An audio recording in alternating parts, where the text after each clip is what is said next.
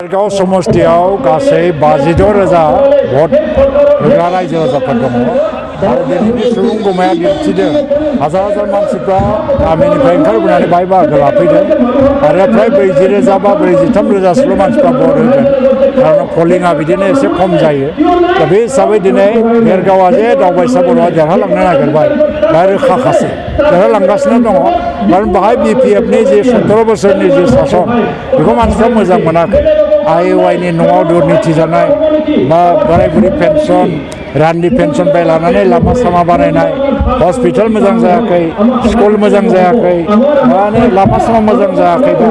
17 बोसोराव मा मावखो बे मोनसे प्रश्न जादों बेनिखायनो दिनै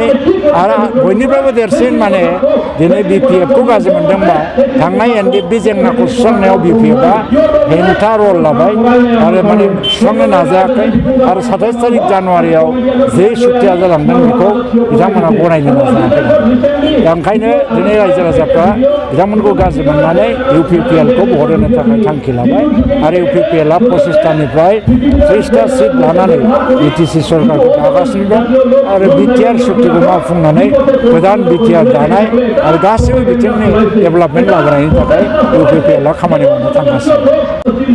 हिमन्तआथ' बियो गावनि BJPनि माने मोनसे सापर्ट बेस मास बेस बानायनो नाजादों बिसोर BTCआव सरकार दानो थाखाय फैयाखै मिथिखागौ आं जों मानो होनबा बिथांमोना दिनै आन्दाजसो नायदों जे बबे जायगायाव BJP बेसेबां दं आरो एसे जेराव बुरजा BJP नुगोन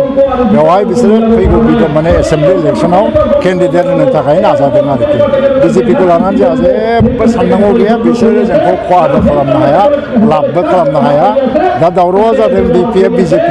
बिसोरनि गेजेराव लालायनाय होलायनाय जालायगासिनो दङ बेवहाय जोंहा जेबो साननांगौ गैया बेखौथ' जों निन्दा खालामो खारन UPPLआ सम्पुर्ण गणतन्त्रनि सायाव बेस खालामनानै गणतन्त्रखौ फोथायनानै इलेक्सन गेलेदों दा BPFनि माखासे सेंग्रा बा माखासे गाज्रि खामानि मावग्राफ्रा UPPLनि अफिस बेनार पस्टार मानसिफोरखौबो जायगा जायगा बुनाय मानायखौ जों नुनो मोनदों बेनो मोनसे रोखा उदाहरन जे BPFआ जोबनायनि लामायाव फैबाय थादों जोबथा बिसोरो बासिनो थाखाय जत' आखायाव जि अस्त्र दङ बे बोलोखौ बिसोर बाहायनानै नायदों जाहाथे बिसोरो BPFआ बासियो नामा सरकाराव फैयो नामा बेखौ लास्ट बारनि थाखाय खेबसे डु अर डाइ नाजानानै बेबादि घटनाफोरा जाबाय थादों बेसेबां सिट मोनगोन UPPLआनो ओरैनोथ' UPPLआ मेजरिटि सिट लानानैनो सरकार दागोन तथापियाव दिनैनि तारिखाव आङो सेन्ट्रेल इलेक्सन स्टियारिं कमिटिनि चेयारमेन हिसाबै बुंगोन फ्राय 33तासो सिट देरहानानै जोङो सरकार बानायगोन